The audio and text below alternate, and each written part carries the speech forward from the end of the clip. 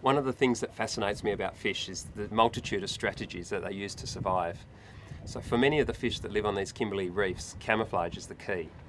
And of course, one of the most common camouflage methods is to be drab, to be mottled, to merge and camouflage yourself in with the background. And things like the triple-tail wrasse use this to great effect and can hide in the shadows underneath some of these ledges. And they just basically can't be seen for most of the time. Alternative to being inconspicuous is to be as conspicuous as possible.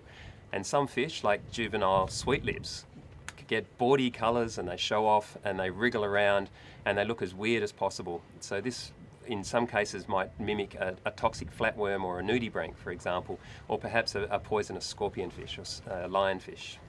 And if you can't camouflage, if you have bright colours, then one of the best strategies is to stay close to the reef.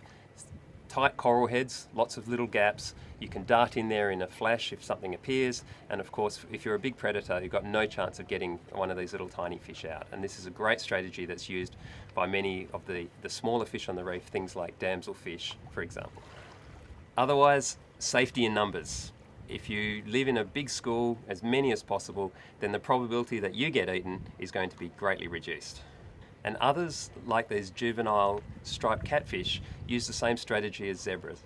So they're lots of little stripes, fast-moving fish, a dense school, and as a predator comes in, it doesn't know which one to pick on. So these same strategies are also important if you're a predator.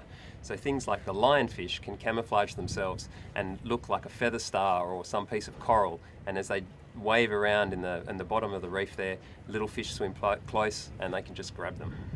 And another strategy, if you're a predator of sorts, is to hide in a little tube or to hide in a piece of coral. And like the saber-toothed blenny, an unsuspecting fish swims past, you can dart out of your tube, grab a piece of the fish and dart back into the safety of the tube, and you've got your meal for the day.